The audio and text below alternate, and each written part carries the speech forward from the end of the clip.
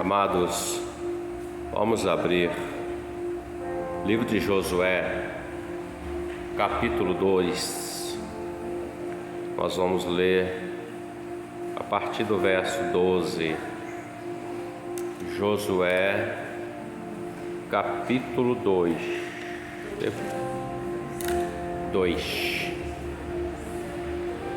Josué, capítulo 2, a partir do 12. Amém? Agora, pois, jurai-me, vos peço, pelo Senhor, pois que vos fiz beneficência, que vós também fareis beneficência à casa de meu pai, e dai-me um sinal certo, e de que dareis a vida a meu pai e a minha mãe, como também a meus irmãos e a minhas irmãs, com tudo que tem, e de que livrareis as nossas vidas da morte. Então aqueles homens responderam-lhe: a nossa vida responderá pela vossa até o ponto de morrer, se não denunciardes este nosso negócio. E será, pois, que dando-nos o Senhor esta terra, usaremos contigo de beneficência e de fidelidade. Ela então os fez descer por uma corda pela janela, porquanto a sua casa estava sobre o muro da cidade, e ela morava sobre o muro. E disse-lhes: ide-vos ao monte, para que porventura vos não encontrem os perseguidores. Escondei-vos lá 3 dias, até que voltem os perseguidores, e depois ide pelo vosso caminho. Disseram-lhe aqueles homens: desobrigados seremos deste teu juramento que nos fizeste jurar, se vindo nós à terra não atares este cordão de fio de escarlata à janela por onde nos fizeste descer, e se não recolheres em casa contigo a teu pai, a tua mãe, teus irmãos e toda a família de teu pai. Será, pois, que qualquer que sair fora da porta da tua casa, o seu sangue será sobre a sua cabeça, e nós seremos sem culpa. Mas qualquer que estiver contigo em casa, o seu sangue seja sobre a nossa cabeça, se nele se puser a mão. Também, se tu denunciares este nosso negócio, seremos desobrigados do teu juramento que nos fizeste jurar. E ela disse: conforme as vossas palavras, assim seja. Então os despediu, e eles se foram, e ela atou o cordão de escarlata à janela. Pode se assentar. O texto é um pouquinho longo, mas para que tenhamos entendimento naquilo que o Senhor quer para nossas vidas nesta noite. O texto, o episódio do capítulo 2, ele vem narrar, de Josué, capítulo 2 de Josué, ele vem narrar um momento onde Josué, ele envia 2 espias à terra de Jericó para espiar a terra, para ver como ele iria proceder, porque era o início, o começo da conquista da terra de Canaã, que o Senhor havia levantado Josué, o sucessor de Moisés, para essa tarefa.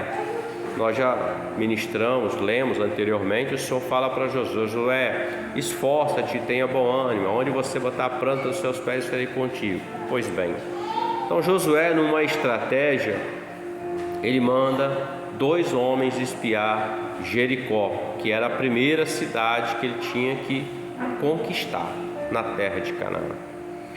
Por que Josué faz isso?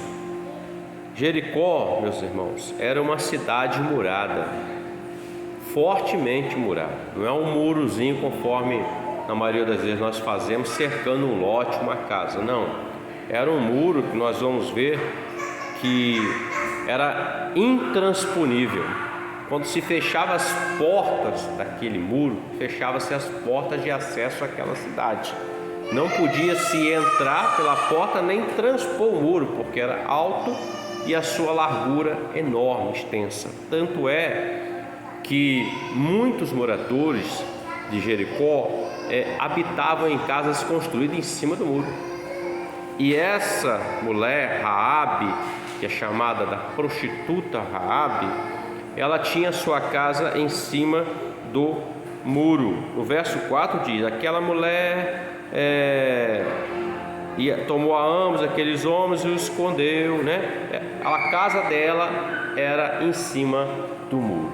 Pois bem, queridos, e esses homens, eles entram em Jericó. Só que tinha um detalhe: quando eles entram em Jericó, a população de Jericó observou que eles eram homens diferentes deles. Não era como os homens de Jericó. Havia traços neles, no seu jeito de vestir, na sua forma, na sua aparência, no seu jeito. Quando nós habitamos em um bairro, uma cidade, no bairro principalmente, ou no nossa vizinhança, nós conhecemos as pessoas que habitam perto de nós. Conheço aquele ali. Talvez você não conheça nem de falar, tem intimidade, mas você conhece porque vê ele todo dia, chegar na casa dele, sair tudo. Quando chega alguém diferente, você fala assim: isso aí não é daqui, é gente nova. Então eles entram na cidade com a missão de espiar a terra, porém os habitantes viram que eles eram hebreus, identificaram eles como sendo hebreus, aquele povo que Deus tirou lá do Egito, que Deus abriu o mar, que Deus mandou as pragas. Em Jericó já tinha chegado essa notícia que o Deus dos hebreus era um Deus poderoso, e eles tremiam diante dos feitos do Deus dos hebreus, e foram anunciar ao rei de Jericó. Disseram: tem 2 hebreus aí, 2 espias olhando aqui. E o rei manda buscá-los. Disseram assim: eles foram entrar na casa da prostituta Raabe. Já sabiam até o endereço onde eles tinham entrado. Eles não entraram na casa da prostituta para ter relações com ela. Vamos deixar isso bem claro. Eles entraram ali, uma estratégia para poder andar pela terra. A casa era em cima do muro, certamente eles tinham a sua estratégia. Pois bem, comunicaram isso ao rei. O rei juntou uma comitiva e foram para tentar capturar os 2. E Raabe, que recebeu esses homens na casa dela, ela escondeu esses homens. Ela esconde eles no telhado, na parte alta da casa. Quando o rei chega ali com os homens, ela disse assim: não, eles tiveram aqui realmente, mas já foram embora. Foram para onde? Foram embora, saíram nessa direção. E eles saíram da casa dele. E o texto que lemos aqui é um diálogo entre Raabe e os 2 espias de Josué, onde nós não lemos, mas nós lemos a partir do 12, mas o verso 10 ela fala assim: porque nós temos ouvido que o Senhor secou as águas do Mar Vermelho diante de vós quando saiu do Egito, quando vocês saíram do Egito, e que fizeste dos reis dos amorreus, a Sion, a Og, que estavam da além Jordão, e os destruiu. O verso 11 ela fala assim: ouvindo isso, desmaiou o nosso coração, e em ninguém mais há ânimo algum por causa da vossa presença, porque o Senhor, vosso Deus, é Deus em cima nos céus e embaixo na terra. Então toda a população de Jericó conhecia o Deus dos hebreus. E quando eles observam que os hebreus entram, eles começaram a temer que o Deus dos hebreus viesse para destruir eles. Eu quero abrir aqui um parênteses, porque o Espírito Santo me incomoda. Depois eu volto para o cerne da mensagem.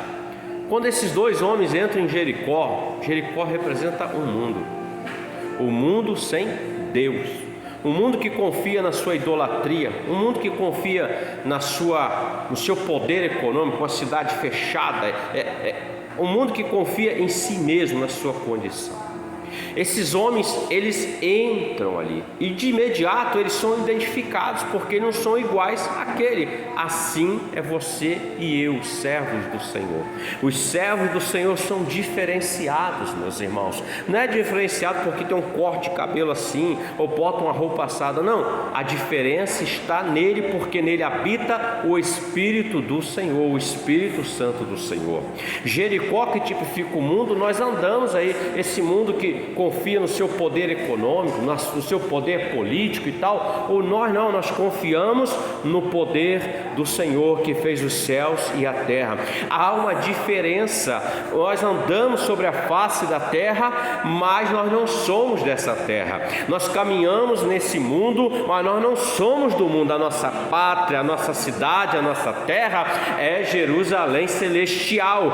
Essa é a nossa meta, o nosso objetivo, meus irmãos. Então esses dois espias, de imediato eles disseram, eles são hebreus, ou seja, são servos de Deus. Então aonde você passa, onde eu passo, as pessoas vão ver algo diferente em você. Não é você pela sua beleza ou pela sua condição, mas vão ver o Espírito Santo do Senhor na sua vida, vão ver o Senhor na sua vida, e através de ti eles olharão e temerão o Senhor, porque eles sabem que existe um Deus no céu que fez todas as coisas. Apesar de não servirem, há uma diferença.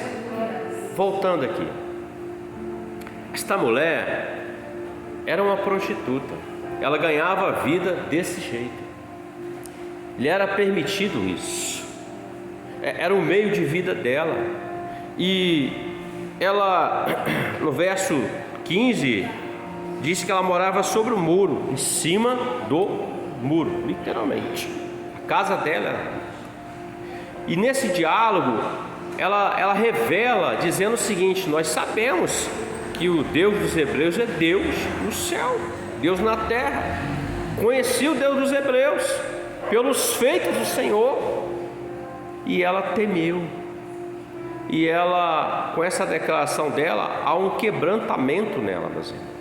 Nós podemos observar que, apesar dela estar em Jericó, vivendo em cima do muro, naquela situação, ela conheceu dois emissários, dois homens de Deus. O simples fato deles estarem na casa dela, isso moveu nela alguma coisa, mexeu no interior dela. Por quê? Porque ali estavam dois homens de Deus, dois servos do Senhor.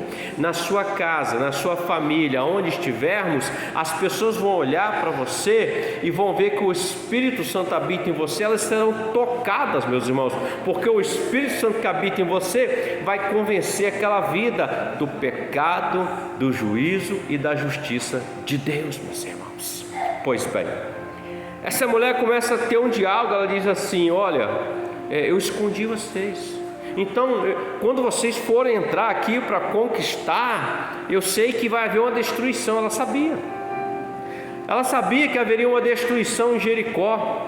Meus irmãos, há quanto tempo a igreja, pelo Espírito Santo, está falando que esse mundo vai se acabar, esse mundo vai deixar de existir, meus irmãos, que o Senhor vai vir e vai dissipar todo o mal, toda a situação, haverá um novo céu, uma nova terra. O mundo já pré-anunciado a ele que Deus está vindo, o Senhor Jesus está vindo, e haverá um arrebatamento, o mundo será destruído e haverá um novo mundo, um novo tempo com o Senhor. Ela sabia, ela temeu, e ela temeu não só por ela temeu pela família dela, pai, irmãos, irmãs, toda a parentela dela. E ela, para livrar esses homens, ela desceu eles pela janela e disse para eles: fiquem escondidos aí por 3 dias, depois vocês vão em direção ao monte, segue o caminho de vocês aí, voltando até Josué. E ela diz assim: mas não esqueçam do juramento que fizemos. Quando vocês entrarem aqui, salve a minha família.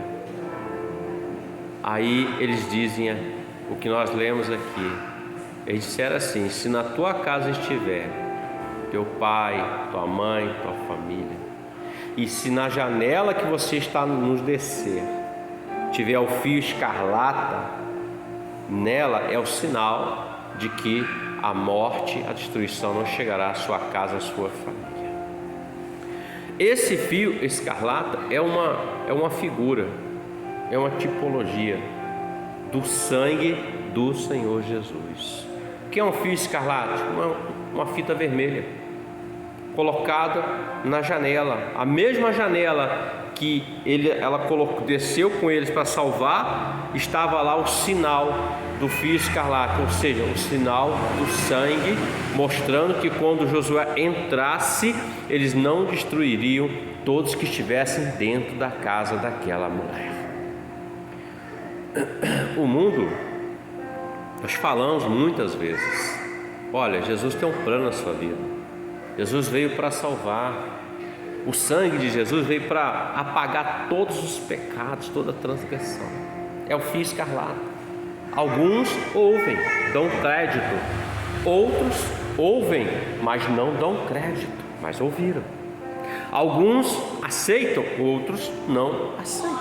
Alguns aceitam por um momento, mas vem situações que ele permite e ele acaba se desviando daquilo que é o propósito de Deus na vida dele. A marca do sangue é o que vai impedir que a morte entre na sua vida e na minha vida, a morte eterna.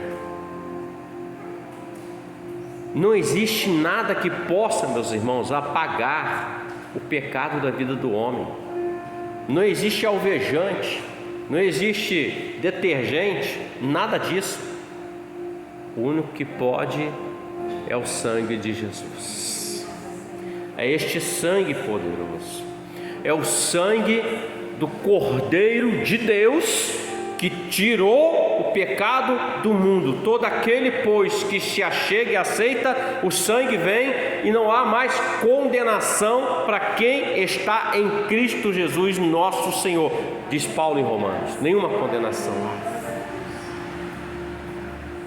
E ela disse: assim será feito então. E ela colocou o fio escarlate.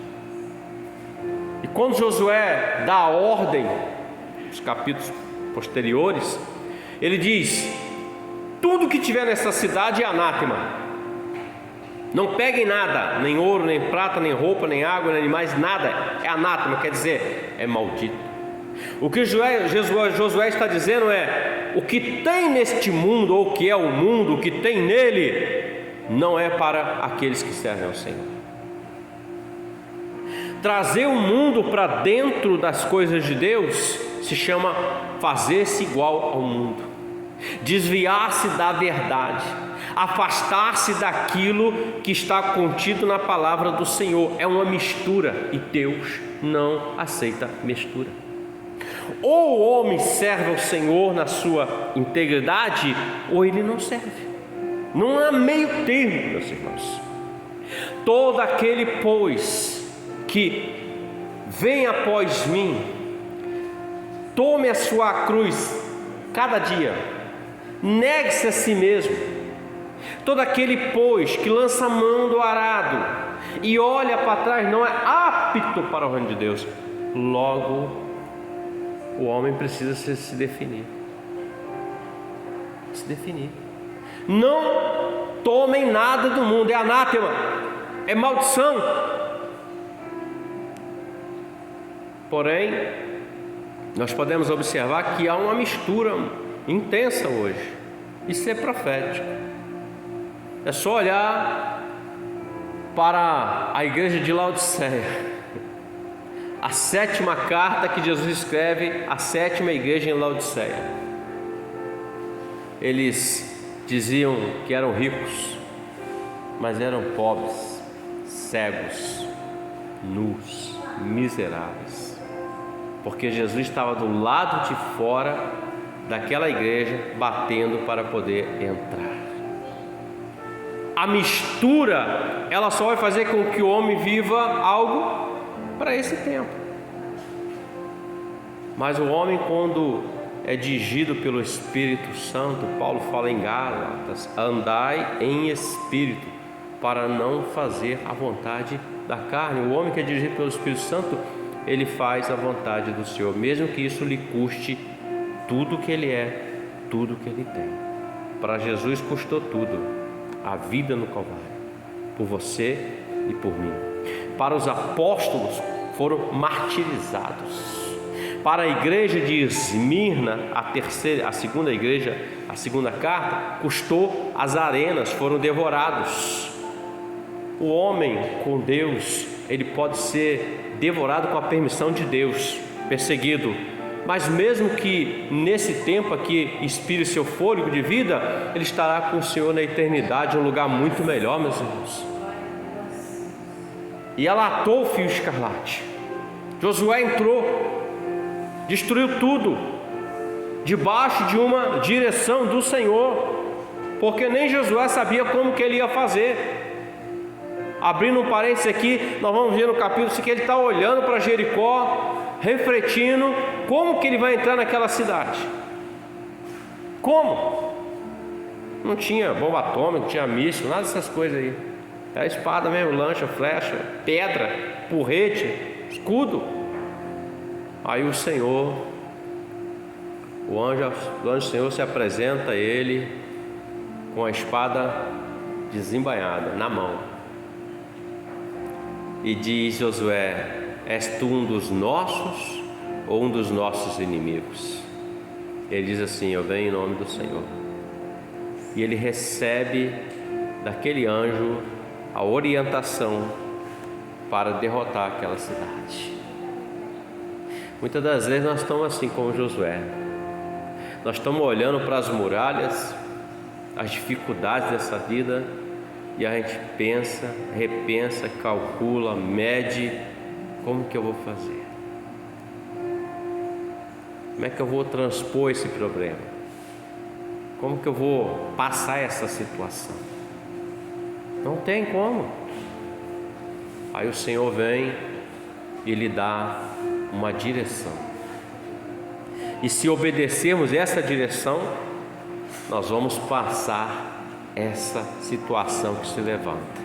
Nós vamos atravessar o Mar Vermelho e chegar do outro lado. O Golias vai cair, a muralha de Jericó vai cair, a dificuldade vai embora, aquilo que está morto volta à vida, aquilo que é necessário vem. Por quê? Porque é a direção, a orientação do Senhor. Se ela não coloca o fio escarlate, eles disseram assim: nós estaremos desobrigados. É o sinal. Nós já lemos na Bíblia que Deus é 3 vezes santo. O que faz separação entre Deus e o homem são os nossos pecados. Então, quando o Senhor olha da eternidade para a terra, Ele só vê pecador. Todos pecaram, destituídos estão da glória de Deus. Mas quando Ele olha mais pontualmente, Ele vê uma marca. Ele vê o quê? Ele vê o sangue do Filho dele sobre os seus servos. E aí Ele não traz a condenação. Lá no Egito, semelhante, asperge o sangue sobre as vergas e umbrais das portas. E assim fizeram, e a morte não entrou.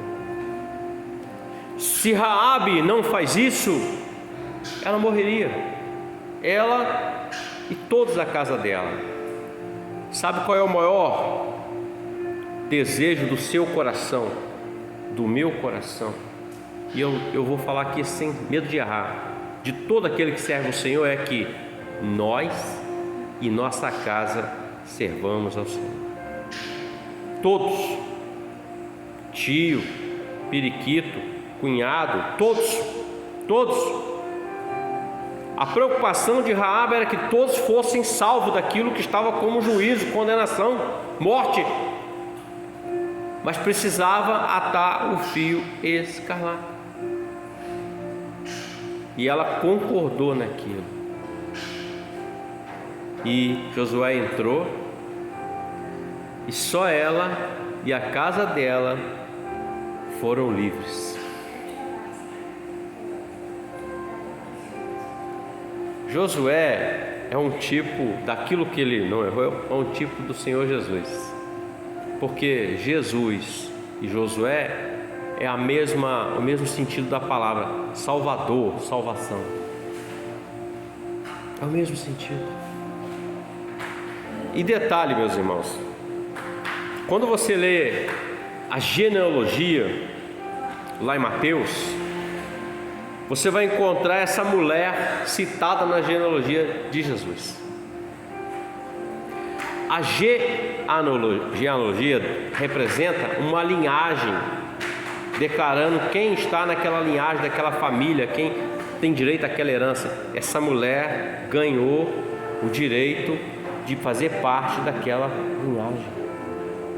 Vocês sabem quem foi Raabe, meus irmãos? Eu vou só falar rapidamente aqui para a gente concluir. Raabe, ela se casou com um homem chamado Salmão. Não é Salmão não, né? Salmão é bom, né? Gostoso, né? É Salmão. E desse relacionamento nasceu um filho chamado Boaz. Quem foi Boaz? Os irmãos lembram lá do livro de Ruth, quando Noemi vai à terra, né? Depois volta com uma das noras, que é Ruth, e Ruth vai aos campos, ela se casa com Boaz. Do relacionamento deles nasceu um homem chamado Obed. Obed foi pai de Jessé, que Jessé foi pai de Davi. E Davi é a geração, a linhagem do Senhor Jesus. Ou seja, meus irmãos, uma atitude daquela mulher, dela crer, fez com que ela fizesse parte da linhagem, e toda a família dela foi salva naquele tempo e entrou na linhagem do Senhor Jesus. Ou seja, através de você, através de mim, através da igreja fiel, esta linhagem será estendida a todos aqueles que fazem parte da sua casa, da